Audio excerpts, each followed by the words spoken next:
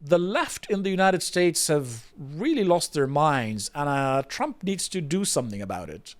Over the weekend, we had the No Kings protests in the USA. Wait. Are you saying we wasn't kings and shit?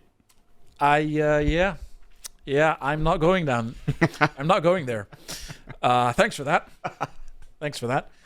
But the left is clearly expressing a bit of murderous rage.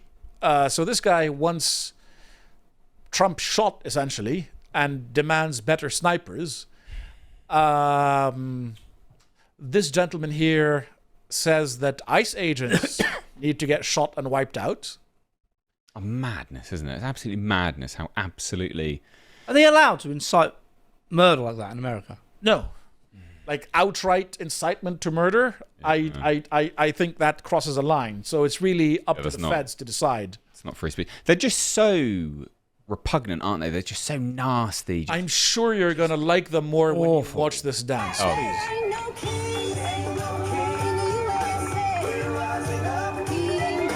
Yeah, there is no. There is no. I'd like there to is no concentrate on the one with the yellow shirt and the black thing under it, who is a woman, Right. who has shaved her hair like that. Now, let's just think about this.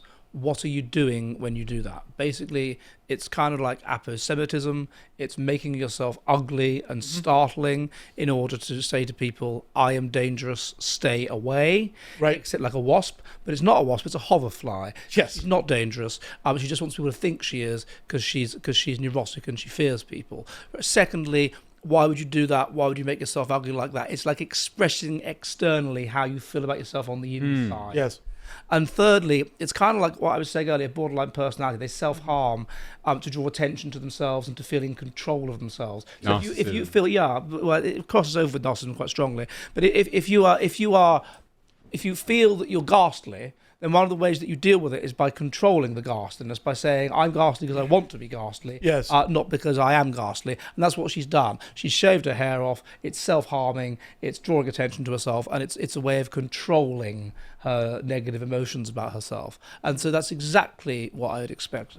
You find that, don't you? The physiognomy of someone, well, not just physiognomy, but you can tell a lot about someone with how they look. You Well, know? that's I know exactly what that woman thinks. That's More my than you brilliant can book, tell how they're to judge trying people by to what they tell look like. you. There you go. Plug it.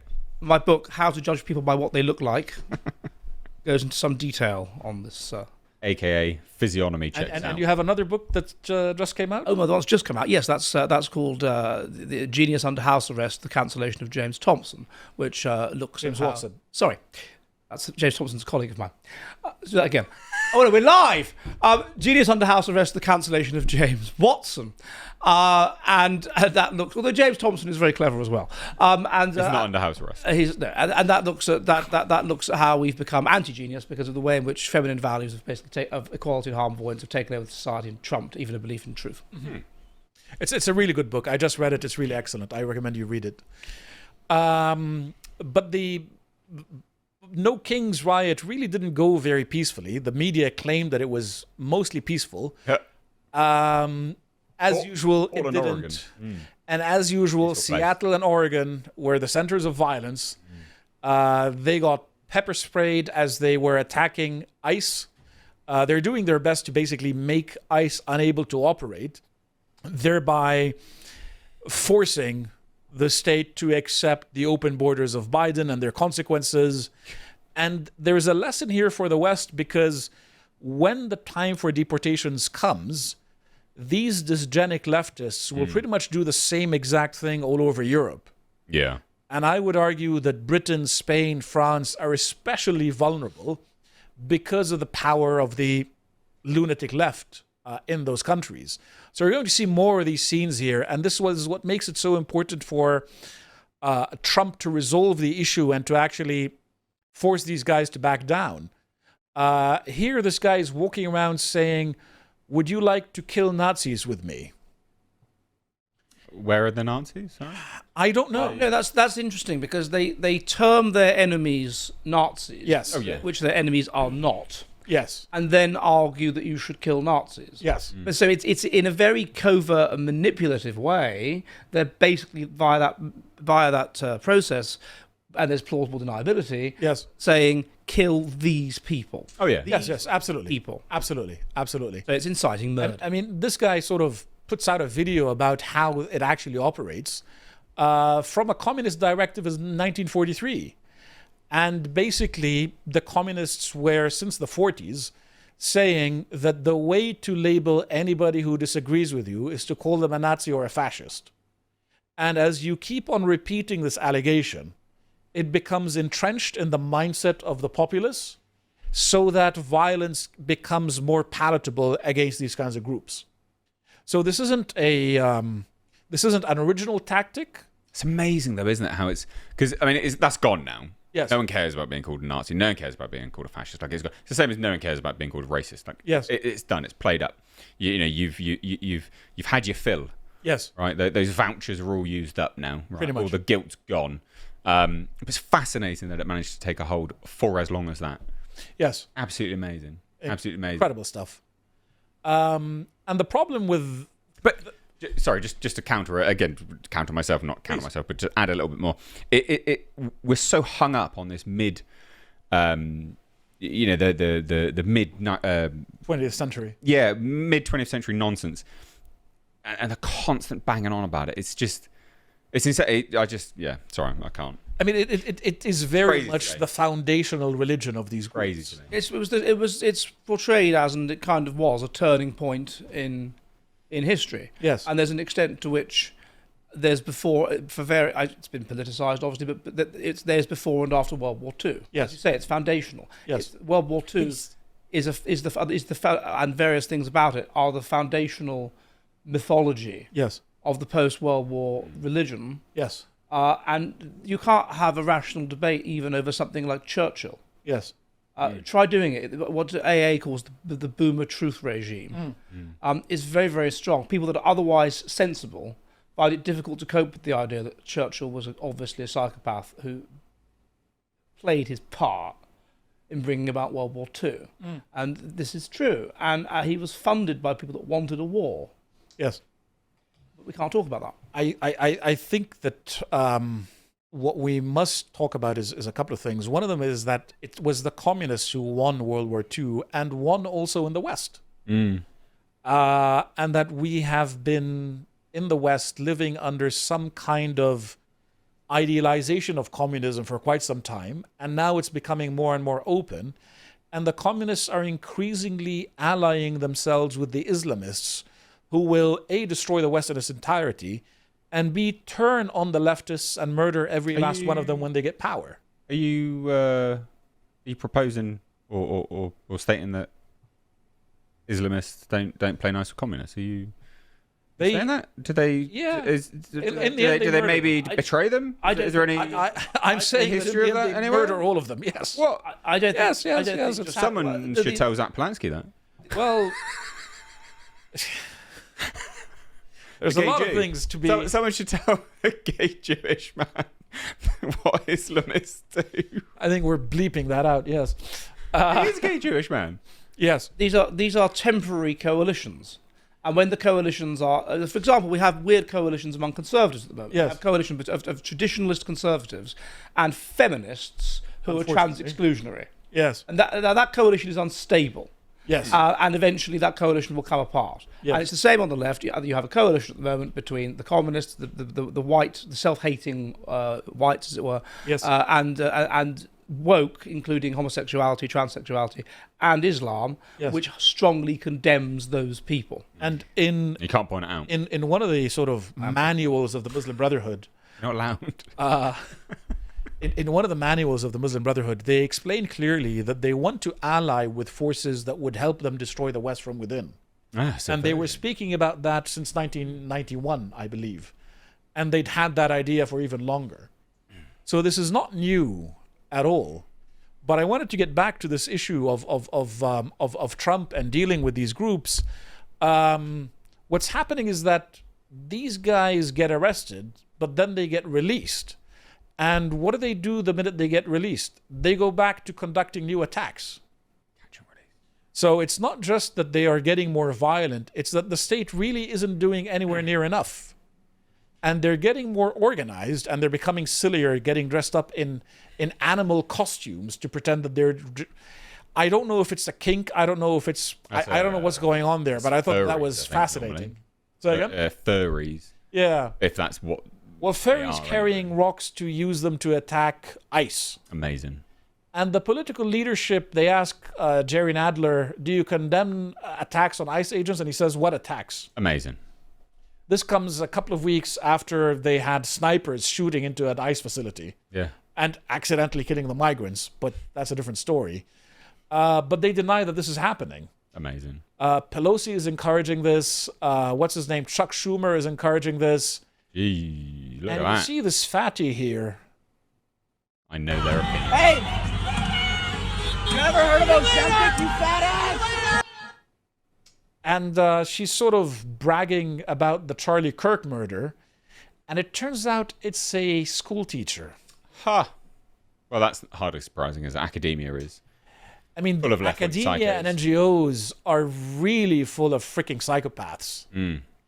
And the Democrats aren't doing anything to condemn this. They are just sort of... It's funny, isn't it? Because they're next on the chopping block, right? Like, they don't realize that. Because that was part of... I think it was Oregon. I think it was Portland, Oregon. Yes, because it was the mayor, wasn't it? Who came out and was like... Hello, how do you do, fellow kids? Yep. I'm with you. And then they were like, no, we're going to burn your house down, actually. Pretty much, yes. It's like, you're next on this block. Like, you need to get a handle on this. They won't stop. They don't want to. They absolutely don't want to. They want to keep on denying it and keep on testing Trump and provoking Trump. And I looked at some of the stuff that Mike Shelby's been saying. I'm hoping to invite him for Realpolitik to have a chat with him. What they're trying to organize, it seems, through these protests is some kind of color revolution. It seems that over the No Kings protests, they managed to get around 3 million people mobilized, which is quite substantial. That's quite... Which is sort of 1% of the American population or thereabouts, which is a very substantial number. And they are trying to register them for elections, but when they register them, they get their email addresses, and then they use them to both mobilize for elections, mobilize for getting other people to come out and vote, but mobilize them for further protests and maintain a very high level of pressure against Trump. And this is getting to a point where they're cooperating with Mexican cartels to get weapons. Wow, okay, yeah. And so with Trump working on a couple of things, he's working on doing a lot of redistricting in the middle of an election cycle. Part of it be by getting the Civil Rights Act out of redistricting so that race isn't a factor in drawing electoral districts for the House of Representatives.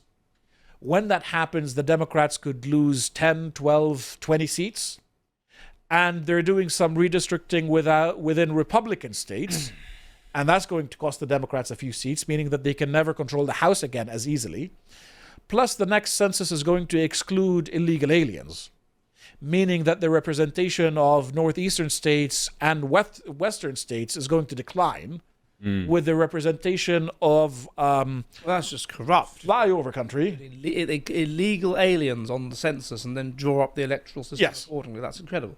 Yes. So when they're counted, it boosts the number of House seats that they get, and it boosts the number of electors in the Electoral College that they get.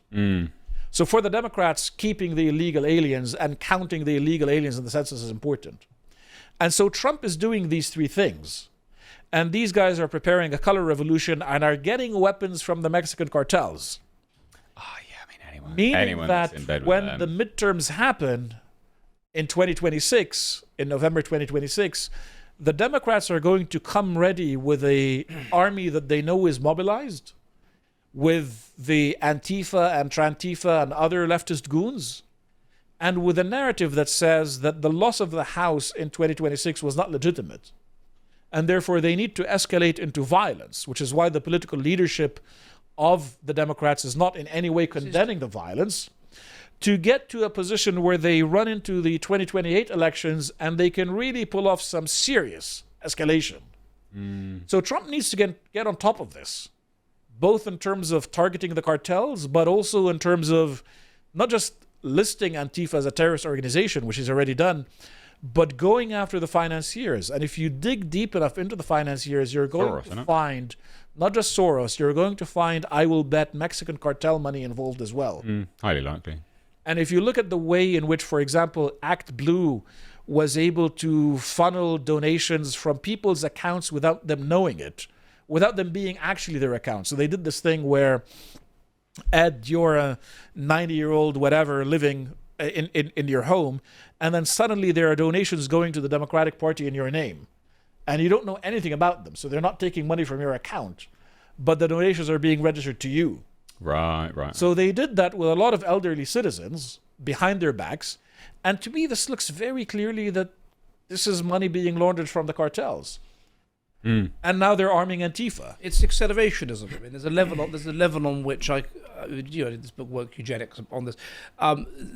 It's like, I think wokeness is an evolutionary adaptation, as you know, right. Whereby you induce people who are genetically sickly to basically resign from the gene pool, right? And you collapse complex society, such that people that are sickly can't survive, and that's what the woke are doing. The woke are there to kill off the woke and the semi-woke. Yes, and part of how and also to cause people that are right-wing and conservative to bond with each other, and to create separate communities that weather the storm. Even something like this, alternative media that's conservative, 20 years ago, there was nothing like this. Yes. There was just a few people meeting above pubs. Yes. And now we're able to create this whole community. And that will, because we feel persecuted and under attack. We are all kind of Christian fundamentalists now. Yes. In the sense that we are in the world, the woke world, but not of the woke world. Right. And that kind of behaviour is only going to further that sense of in-group bonding, further polarisation, further the process of breaking away. So what you're saying is that we may eventually be rid of these people. Oh yeah, eventually, yeah. But I think, but I think it will be in a context of socioeconomic decline, and people will break away into sort of little, a bit like in South Africa. Yeah. It's. I don't see it getting better before it gets considerably worse, and this stuff is really dangerous. It's obvious that they're preparing for a big escalation. And it's very obvious that the same exact playbook will be used anywhere in Europe that tries to fix the problems of legal and illegal immigration. It's also obvious that if these problems with legal and illegal immigration don't get fixed, then the scenarios are extremely negative for the survival of the West. So there's an existential fight with these guys. And they see it as existential because their power is peaked. Their ability to influence people through words has peaked because everything that they say is completely discredited. Reparations this, Islam is tolerant, blah, blah, blah. Look, guys, none of this is true. We all know that none of this is true. I think they also see it as existential because if you look at the psychology of these kinds of people, right, so narcissism, cluster B disorders or whatever, this phrase that they use, I feel literally unsafe. Yes. That is true. If you're crazy like that, your heart starts to beat, you really feel that you might die. Yes. Or that you might do something to yourself that you can't control and kill yourself. Yes. That's how they feel. Yes. And I think that's genuine.